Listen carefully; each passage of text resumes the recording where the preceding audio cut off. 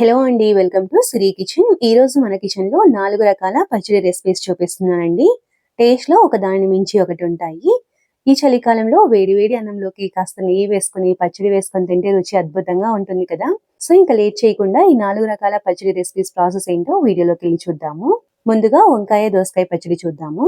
ఈ simple and tasty వంకాయ దోసకాయ పచ్చడి ప్రిపేర్ చేయడం కోసం ఇక్కడ నేను 1/2 కిలో వంకాయలు, అలాగే మీడియం సైజ్ లో ఉన్న ఒక దోసకాయ, కారానికి సరిపడా పచ్చిమిర్చి అంటే ఒక 10 నుంచి 15 తీసుకుంటే సరిపోతుంది. అలాగే ఒక టొమాటో కూడా తీసుకోవాలి. ఇప్పుడు వీటన్నింటినీ బాగా క్లీన్ చేసిన తర్వాత కట్ చేసుకొని తీసుకోవాలి. వంకాయలు కట్ చేసిన తర్వాత ఈ విధంగా సాల్ట్ వాటర్ లో వేయడం వల్ల కలర్ చేంజ్ అవ్వకుండా ఉంటాయి. అలాగే పచ్చిమిర్చిని కూడా కట్ చేసుకొని తీసుకోవాలి. దోసకాయ కూడా పీల్ ఆఫ్ చేసి ఈ విధంగా మీడియం సైజ్ లో ముక్కలు కట్ చేసుకొని తీసుకోండి. అలాగే విత్తనాలు తీసేయండి, నేను ఇక్కడ విత్తనాలు వేయట్లేదు.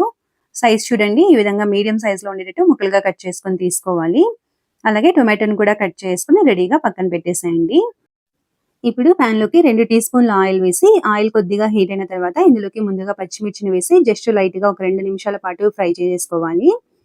ఇక్కడ చూపిస్తున్న విధంగా పచ్చిమిర్చి కొద్దిగా కలర్ చేంజ్ అయిన తర్వాత ఇందులోకి మనం ముందే కట్ చేసి పెట్టిన వంకాయ ముక్కలు, అలాగే టొమాటో ముక్కలు కూడా వేసి ఇప్పుడు వీటన్నింటిని ఒకసారి అంతా బాగా కలిపిన తర్వాత ఇందులోకి రుచికి సరిపడా సాల్ట్ వేసుకోండి. ఇక్కడ నేను కల్లుప్పు వేస్తున్నాను. అలాగే ఒక 1/2 టీ స్పూన్ పసుపు వేసుకోవాలి. ఇప్పుడు వీటన్నింటిని మళ్ళీ ఒకసారి అంతా బాగా కలిపిన తర్వాత మూత పెట్టి మధ్య మధ్యలో కలుపుకుంటూ ఇవి కొంచెం సాఫ్ట్గా అయ్యేంత వరకు ఫ్రై చేసుకోవాలి. సాల్ట్ వేయడం వల్ల మనకి అడుగు పట్టకుండా అందులోని వాటర్ వల్ల ఈ ముక్కలు బాగా ఫ్రై అవుతాయి అన్నమాట. ఈ విధంగా ఫ్రై అయిన తర్వాత ఇందులోకి కొద్దిగా కొత్తిమీర, అలాగే కొద్దిగా చింతపండు, అలాగే మనం ముందే కట్ చేసి పెట్టిన దోసకాయ ముక్కలు సగం వేయండి, మిగతా సగం తాలింపులో వేద్దాము. తర్వాత 1 టీ స్పూన్ జీలకర్ర వేసేసి ఒకసారి అంతా బాగా కలిపిన తర్వాత మూత పెట్టి మధ్య మధ్యలో కలుపుకుంటూ ఇంకొక 2-3 నిమిషాల పాటు ఫ్రై చేసుకోవాలి. ఇవి కంప్లీట్ గా సాఫ్ట్ గా అయ్యేంత వరకు ఫ్రై చేసుకున్న తర్వాత ఒకసారి అంతా బాగా కలిపి స్టవ్ ఆఫ్ చేసుకుని పూర్తిగా చల్లారనివ్వాలి. ఇక్కడ చూపిస్తున్నాను చూడండి, టొమాటో పీసెస్ కూడా బాగా సాఫ్ట్ గా అయిపోయాయి కదా. ఇప్పుడు స్టవ్ ఆఫ్ చేసుకుని వీటిని కంప్లీట్ గా చల్లారనివ్వాలి. ఇవి కంప్లీట్ గా చల్లారిన తర్వాత మిక్సర్ జార్లోకి 7 లేదా 8 వెల్లుల్లి రెబ్బలను లైట్ గా పొట్టు తీసేసుకొని వేసుకోవాలి. అలాగే మనం ముందే ఫ్రై చేసి పెట్టుకున్న వంకాయ ముక్కలను కూడా వేసి మరీ మెత్తగా కాకుండా ఇక్కడ చూపిస్తున్న విధంగా లైట్ గా కోర్స్ గా బ్లెండ్ చేసుకొని తీసుకోవాలి. ఇలా కొద్దిగా కచ్చా పచ్చగా గ్రైండ్ చేసుకోవడం వల్ల టేస్ట్ చాలా బాగుంటుంది.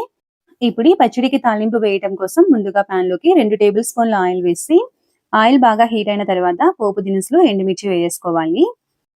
ఇవి బాగా ఫ్రై అయిన తర్వాత ఇందులోకి కొద్దిగా కరివేపాకు, దోసకాయ ముక్కలు, అలాగే బాగా సన్నగా తరిగిన కొత్తిమీర వేసుకొని జస్ట్ 1 నిమిషం పాటు కలిపిన తర్వాత మనం ముందే గ్రైండ్ చేసుకున్న పచ్చడి వేసి స్టవ్ ఆఫ్ చేసుకొని ఒకసారి అంతా బాగా కలుపుకోవాలి. పచ్చడి వేసిన వెంటనే స్టవ్ ఆఫ్ చేసుకుని ఒకసారి అంతా బాగా కలిపేసేసుకుంటే ఎంతో టేస్టీగా ఉండి వంకాయ దోసకాయ పచ్చడి రెడీ అయిపోతుంది. చూసారు కదా, చాలా సింపుల్ గా ప్రిపేర్ చేసుకున్నాము. టేస్ట్ కూడా చాలా బాగుంటుందండి. ఇప్పుడు మన నెక్స్ట్ రెసిపీ వచ్చేసి గోంగూర పచ్చడి ఎలా ప్రిపేర్ చేయాలో చూద్దాము. ఈ గోంగూర పచ్చడి ప్రిపేర్ చేయడం కోసం ఇక్కడ నేను 2 గోంగూర కట్టలను తీసుకుని ఆకులన్నింటినీ ఒలిచేసి శుభ్రంగా 2-3 సార్లు క్లీన్ చేసి తీసుకున్నాను. తెల్ల గోంగూర కంటే ఎర్ర గోంగూర కొద్దిగా పుల్లగా ఉండి టేస్ట్ చాలా బాగుంటుంది, కాబట్టి ఇక్కడ నేను ఎర్ర గోంగూరను తీసుకున్నాను. నెక్స్ట్ వచ్చేసి స్టవ్ ఆన్ చేసి ప్యాన్లోకి ఒక 1/2 గ్లాస్ వాటర్ వేసుకోవాలి. 1/2 గ్లాస్ వాటర్ వేసుకుంటే సరిపోతుంది. తర్వాత 1 టీ స్పూన్ ఆయిల్ కూడా వేసుకోవాలి. ఆయిల్ వేయటం వలన గోంగూర అడుగు పట్టకుండా ఉంటుంది. తర్వాత కారానికి సరిపడా పచ్చిమిర్చి వేసుకోండి. ఈ పచ్చిమిర్చి కాస్త మంట ఎక్కువగా ఉన్నాయండి, కాబట్టి 15 దాకా తీసుకున్నాను. పచ్చడి కొద్దిగా కారంగా ఉంటేనే టేస్ట్ చాలా బాగుంటుంది. ఇప్పుడు ఈ పచ్చిమిర్చిని లో టు మీడియం ఫ్లేమ్లో ఒక 5 నిమిషాల పాటు ఉడికించుకోవాలండి. పచ్చిమిర్చి గోంగూర ఒకేసారి వేసేస్తే గోంగూర త్వరగా ఉడికి అడుగు పడుతుంది, కాబట్టి పచ్చిమిర్చిని ఒక 5 నిమిషాల పాటు ఉడికించిన తర్వాత గోంగూర వేసేసి ఒకసారి అంతా బాగా కలిపిన తర్వాత మూత పెట్టి ఒక 5 నిమిషాల పాటు అంటే గోంగూర సాఫ్ట్గా అయ్యేంత వరకు ఉడికించుకుంటే సరిపోతుంది. అడుగు పట్టకుండా మధ్య మధ్యలో కలుపుకుంటూ ఈ గోంగూరని ఈ విధంగా ఉడికించుకోవాలండి. చూడండి, మనకి కరెక్ట్గా వాటర్ కూడా సరిపోయాయి. గోంగూర ఈ విధంగా సాఫ్ట్గా అయితే సరిపోతుంది. పచ్చిమిర్చి కూడా చాలా చక్కగా ఉడికాయి చూడండి. ఈ విధంగా ఒకసారి అంతా బాగా కలిపేసేసుకొని స్టవ్ ఆఫ్ చేసుకుని పూర్తిగా చల్లారనివ్వాలి. గోంగూర మరీ ఎక్కువగా ఉడికినా కూడా రుచి అంత బాగోదన్నమాట. ఈ గోంగూర పచ్చిమిర్చి పూర్తిగా చల్లారిన తర్వాత ఒక మిక్సర్ జార్ తీసుకుని ఇందులోకి 1 టీ స్పూన్ జీలకర్ర, 10 వెల్లుల్లి రెబ్బలు, అలాగే రుచికి సరిపడా సాల్ట్ వేసేసి ఒకసారి గ్రైండ్ చేసుకోవాలి. ఈ విధంగా గ్రైండ్ చేసిన తర్వాత మనం ముందే ఉడికించిన పచ్చిమిర్చిని ఇందులోకి వేసేసుకొని కోర్స్గా బ్లెండ్ చేసుకోవాలి. పచ్చిమిర్చి గోంగూర ఒకేసారి వేసేస్తే గోంగూర ముద్దగా అయిపోతుందండి. ఈ విధంగా పచ్చిమిర్చిని కోర్సుగా బ్లెండ్ చేసిన తర్వాత గోంగూరను వేసుకోవాలి. అలాగే ఒక పెద్ద సైజు ఉల్లిపాయని ఈ విధంగా కట్ చేసుకొని వేసుకోవాలి. ఉల్లిపాయ వేయటం వలన టేస్ట్ చాలా బాగుంటుందండి. ఇప్పుడు జస్ట్ పల్స్ మోడ్లో అంటే వెనక్కి ఒక్కసారి గ్రైండ్ చేసుకుంటే సరిపోతుంది. ఈ విధంగా గ్రైండ్ చేసిన పచ్చడికి పోపు వేసుకుందాము. పోపు వేయడం కోసం ప్యాన్లోకి 3 లేదా 4 టేబుల్ స్పూన్ల ఆయిల్ వేసి, ఆయిల్ హీట్ అయిన తర్వాత ఇందులోకి 1 టీ స్పూన్ పచ్చిశనగపప్పు, 1 టీ స్పూన్ మినపప్పు, అర టీ స్పూన్ ఆవాలు, అర టీ స్పూన్ జీలకర్ర, ఒక 2-3 ఎండుమిర్చి, అలాగే కొద్దిగా కరివేపాకు వేసి పోపు దినుసులన్నింటినీ చక్కగా ఫ్రై చేసిన తర్వాత ఒక మీడియం సైజు ఉల్లిపాయని ఈ విధంగా పెద్ద పెద్ద ముక్కలుగా కట్ చేసుకొని వేసుకోవాలి. ఉల్లిపాయలు బాగా వేగాల్సిన పని లేదండి. లైట్గా ఫ్రై అయిన తర్వాత ఇందులోకి మనం ముందే గ్రైండ్ చేసి పెట్టిన గోంగూర పచ్చడిని వేసేసి ఒకసారి అంతా బాగా కలిపేసేసుకుంటే ఎంతో టేస్టీగా ఉండే గోంగూర పచ్చడి రెడీ అయిపోతుంది. అంతే అండి, అందరికీ ఎంతో ఇష్టమైన గోంగూర పచ్చడి చాలా సింపుల్గా ప్రిపేర్ చేసుకున్నాం కదా. టేస్ట్ కూడా చాలా చాలా బాగుంటుందండి. ఇప్పుడు మన నెక్స్ట్ రెసిపీ వచ్చేసి బెండకాయ పచ్చడి ఎలా ప్రిపేర్ చేయాలో చూద్దాము. ఈ బెండకాయ పచ్చడి ప్రిపేర్ చేయడం కోసం ఇక్కడ నేను 1/2 కేజీ బెండకాయలు తీసుకున్నానండి. 1/2 కేజీ బెండకాయలకి 3 మీడియం సైజు టమాటాలు, అలాగే 2 ఉల్లిపాయలను తీసుకొని నీట్గా క్లీన్ చేసుకున్న తర్వాత కట్ చేసుకుని రెడీగా పక్కన పెట్టేసుకోండి. అలాగే ఈ పచ్చడి కోసం కారానికి సరిపడా అంటే ఒక 10 నుంచి 15 పచ్చిమిర్చిని తీసుకొని క్లీన్ చేసుకున్న తర్వాత కట్ చేసుకుని రెడీగా పక్కన పెట్టేసుకోండి. ఇప్పుడు ప్యాన్ లోకి ఒక అరకప్పు వాటర్ ని వేసి ఇందులోకి కట్ చేసి పెట్టుకున్న బెండకాయ ముక్కలు, అలాగే టొమాటో ముక్కలు, పచ్చిమిర్చి ముక్కలు కూడా వేసుకొని ఒకసారి అంతా బాగా కలిపి మూత పెట్టి మధ్య మధ్యలో కలుపుకుంటూ ఒక 3-4 నిమిషాల పాటు ఉడికించుకోవాలి. ఒక 3-4 నిమిషాల తర్వాత అంటే ఇవి కొంచెం మగ్గిన తర్వాత ఇందులోకి కట్ చేసి పెట్టుకున్న ఒక ఉల్లిపాయని వేసుకోండి. అలాగే 7-8 వెల్లుల్లి రెబ్బలు, కొద్దిగా చింతపండుని క్లీన్ చేసుకొని వేసుకోండి.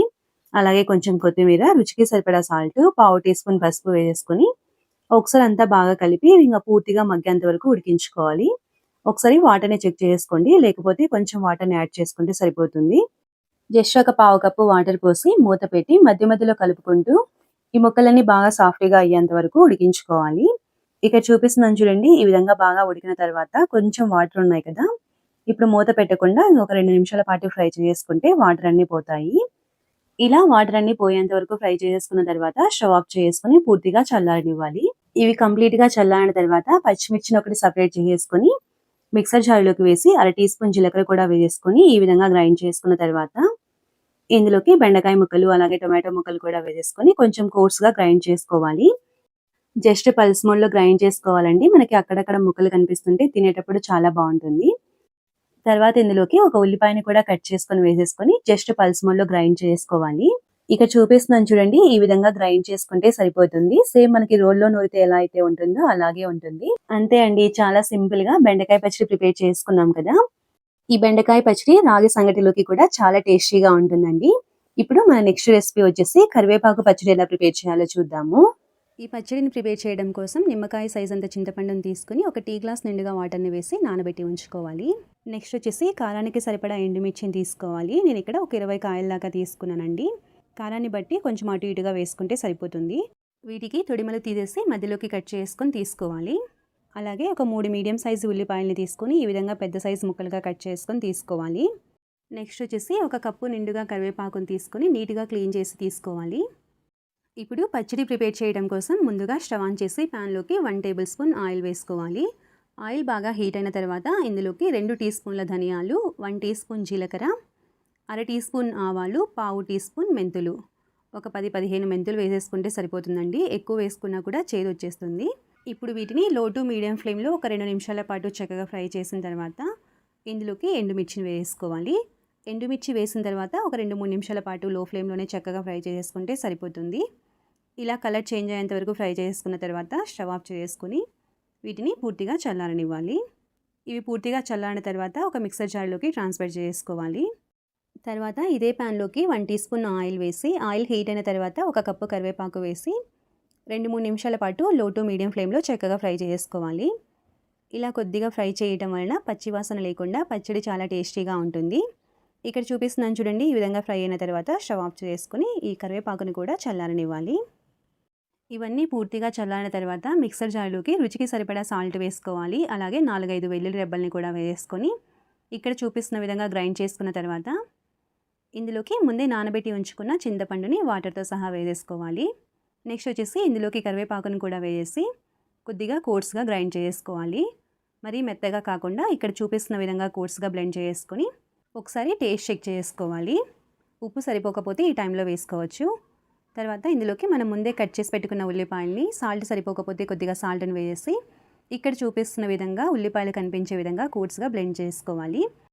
జస్ట్ పల్స్ మోడ్లో గ్రైండ్ చేసుకుంటే సరిపోతుందండి. ఈ విధంగా గ్రైండ్ చేసుకున్న పచ్చడికి పోపు వేసుకుందాము. పోపు వేయటం కోసం ముందుగా స్టవ్ ఆన్ చేసి ప్యాన్లోకి 2 లేదా 3 టేబుల్ స్పూన్ల ఆయిల్ వేసి ఆయిల్ బాగా హీట్ అయిన తర్వాత ఇందులోకి 1/2 టీ స్పూన్ పచ్చిశనగపప్పు, 1/2 టీ స్పూన్ మినపప్పు, 1/2 టీ స్పూన్ ఆవాలు, 1/2 టీ స్పూన్ జీలకర్ర, ఒక ఎండుమిర్చిని కూడా వేసేసి ఇవి కొద్దిగా ఫ్రై అయిన తర్వాత ఇందులోకి కొద్దిగా కరివేపాకును కూడా వేసి వీటన్నింటినీ చక్కగా ఫ్రై చేసుకోవాలి. ఈ విధంగా ఫ్రై అయిన తర్వాత ఇందులోకి మనం ముందే గ్రైండ్ చేసి పెట్టిన పచ్చడిని వేసి ఒకసారి అంతా బాగా కలుపుకుంటే ఎంతో టేస్టీగా కమ్మగా ఉండే కరివేపాకు పచ్చడి రెడీ అయిపోతుంది. అంతే అండి, చాలా సింపుల్గా ప్రిపేర్ చేసుకున్నాం కదా. టేస్ట్ కూడా చాలా బాగుంటుంది అండ్ హెల్త్కి కూడా చాలా మంచిది. చూస్తుంటేనే తినాలనిపిస్తుంది కదా. ఇంకెందుకు ఆలస్యం, మీరు కూడా ఈ రెసిపీని తప్పకుండా ట్రై చేసి ఎలా వచ్చిందో మీ వాల్యుబుల్ ఫీడ్బ్యాక్ని నాకు కామెంట్ రూపంలో తెలియచేయండి. అలాగే ఈ చట్నీ రెసిపీస్ అన్ని మీకు నచ్చినట్లయితే తప్పకుండా లైక్ చేసి ఫ్రెండ్స్ అండ్ ఫ్యామిలీ మెంబర్స్కి షేర్ చేయండి. ఇలాంటి మరిన్ని టేస్టీ రెసిపీస్ కోసం మన ఛానల్ని సబ్స్క్రైబ్ చేసుకుని పక్కనే ఉన్న బెల్ ఐకాన్ని క్లిక్ చేయండి. Thanks for watching.